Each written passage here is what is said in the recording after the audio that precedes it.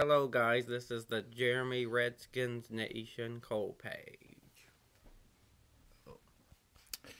Hi, I'm Paul. So we're going to start with this video is about reviewing the main karaoke sites in Toledo. Jeremy and I have we spent last night going to all three of the major ones, and specifically we're going to review the Beer Stube, Delaney's, and the Roadhouse, which is on the corner of Reynolds and Airport Highway. So this is, of course, we're judging these places based on several visits. We've been to these places at least 3 times. And we'll start off, we're going to rate these karaoke places within several categories. So we're going to start with, let's start with song selection. Jeremy, how would you rate each of the 3 as far as song selection and style? The Roadhouse has good song selection, but they need to put in newer music. And the Stube has childish music, but I like some of it because I'm young, but Paul doesn't like most of it. And then you got Delaney's. They got terrible singers, but the music selection's good, but I'm going to have to go with the Roadhouse. Jeremy, oh shit, did I stop it? No. It's still on. Jeremy, on this one, you know, I pretty much go along with you. The overall selection, I would say, is better at, I'd say the overall selection is better at the Stube. They seem more attuned to updating their book because I think they have a younger crowd, and so they want the latest stuff on there. So overall, the Stube's got the better selection. Of course, good luck getting your turn up on the podium, but Delaney's and Roadhouse are probably proximate. They're probably equal on that.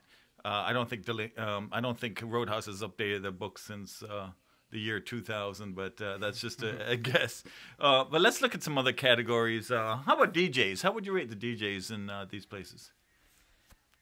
I would say, okay, so at the Roadhouse, it's DJ Drunk Dave, and then I rate him out of 10. I guess I rate him a 6 because he takes forever. The DJ at the Stube is a 2 because he takes forever. And DJ at Delaney's actually gets a 6 or 7 too. So it's tied between DJ Dave and whatever the DJ's name is at Delaney. Now in this one, Jeremy, I've got. I hope this thing doesn't show up in the video. This stupid thing that's in the center of the screen. But anyway, I disagree a little bit with you on this one. As far as DJs, I think it should be pointed out that. We tend to go during the weekdays, and it's a karaoke experience is a completely different experience during the weekdays than during the weekends. Sometimes there is no DJ on the weekdays, but let's go with the weekend. DJ Dave at Roadhouse, I rate he's okay. He's a bit on the slow side, I agree, but he's not the worst DJ. By far the worst. Falls on the Beer Stube crew. They have one, sometimes 2, and these guys think they're musical superstars. They go out, and instead of moving the song selection along, requested by the audience, they just sit there and they get up on the stage and sing their own songs, which is one style, unit style of hip hop. And in addition, the Stube. So there you are waiting for your turn to come along, and you got to listen to these 2 characters who think they're good, and they're chit-chatting in between sets, and then they also seem to have a kind of a mixer lady mixer lady, and they put her on, and so that takes up more time. So the Stube, I would say definitely that's close to a 0 as far as I'm concerned. I mean, they have very little concern for their audience, and I mean, if you think you're a superstar, go out and stage on your own. Don't you got to cater to your customers? Pretty poor. I thought the DJ at Delaney's was actually pretty good. Yeah. I thought he was quite professional. He moved through the songs. He didn't play favorites. I thought he got us through. I mean, there were a lot of people at Delaney's, and he was getting us through that song list really good. So I'd probably rate the Delaney's guy the highest on that, and Roadhouse second, and then a true, the Beer Stube DJs, 2 for the Beer Stube. I rate them a 0. I mean, they're that bad. They're that bad. Okay, let's move on. What do you think about? Let's go with drink selection, costs, such at each place. What's your opinion on that? The Roadhouse has the cheapest drinks. The Stube, most expensive, I think. I don't know, but Paul really knows more. And Delaney's, they have sometimes drink deals, so I'm gonna go with the Roadhouse as the cheapest drinks, because you can get a rum and coke for $3.50. You can get a beer for like $2.25. How's the selection of each? I say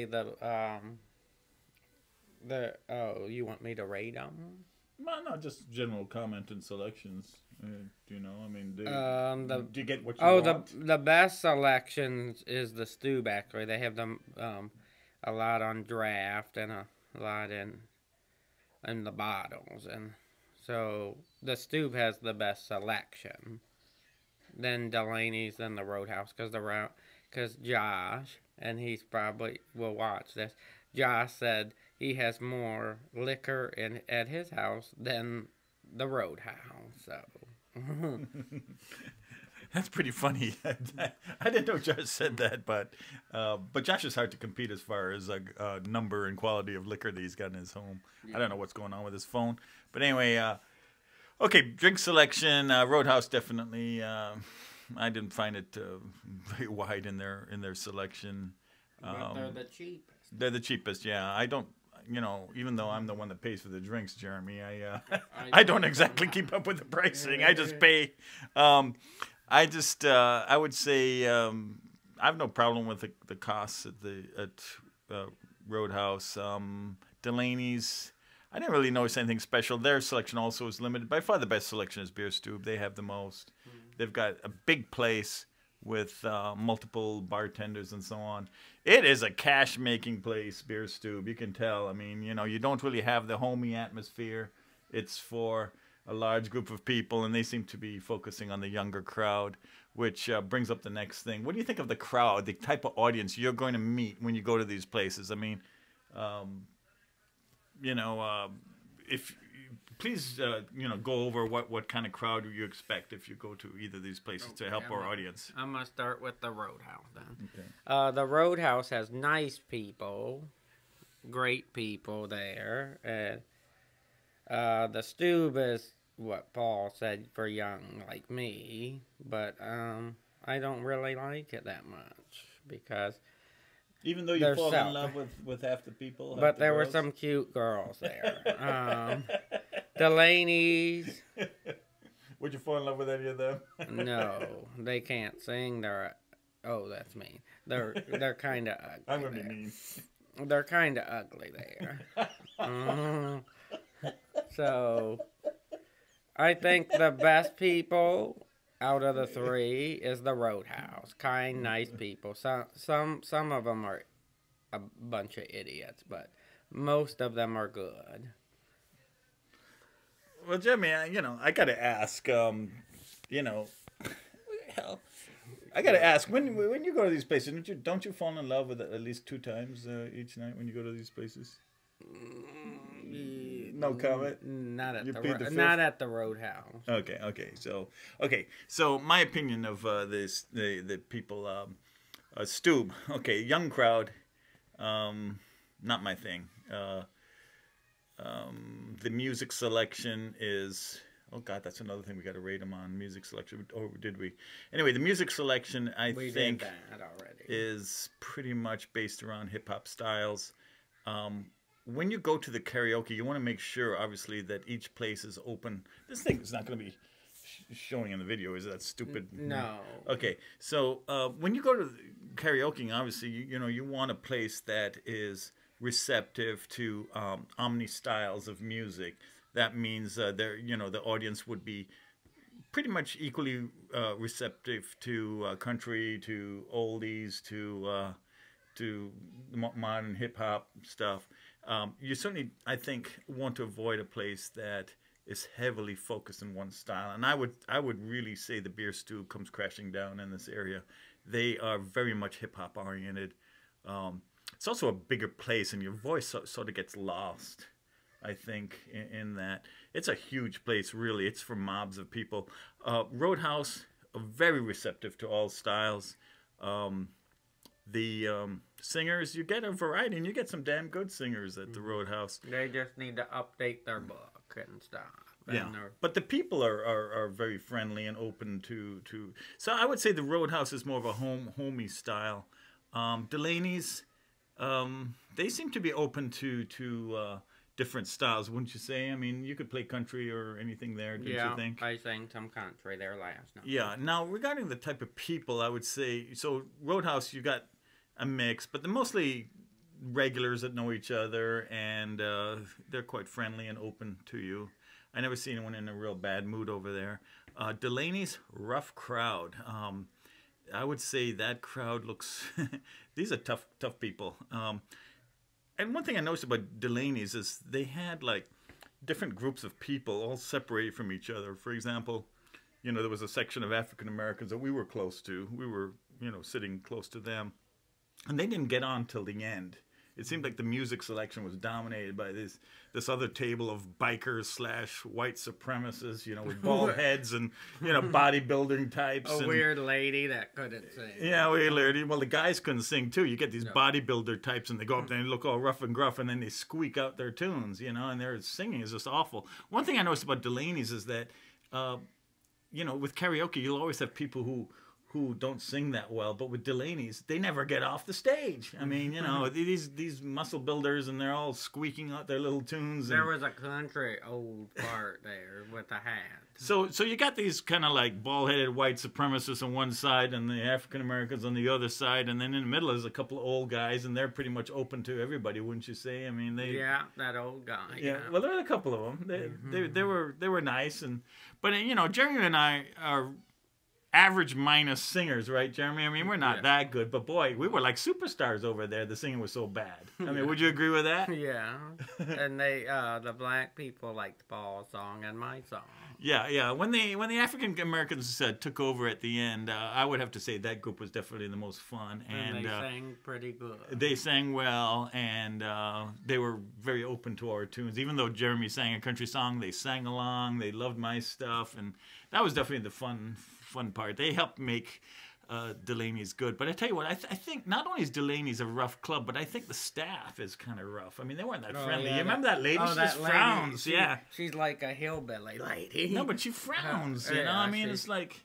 She got in a fight with somebody the last time we were there. I saw. Well, I don't remember that, but I certainly, I wouldn't doubt it. And but it's almost as if she's doing you a favor if you're buying a drink from her. So, I shouldn't have given her a tip, but I did. But anyway, I don't like the ambience of Delaney's at all. No. I don't really care for the ambience of. I mean, the ambience is good if you're at Stube, if you're a younger person and you're looking for a date, or you're bringing your date there and you're young. That's fine, but it's too mercenary for me. It's all about money making, and those two DJs are really bad. Overall, you gotta like the Roadhouse. I mean, they're just fantastic. Another feature. What do you think about? How would you rate the difference between the weekday and the weekend on the Roadhouse? How would you? The weekday we run the place, and on weekends DJ Dave lets us sing once in a while when Paul tips him.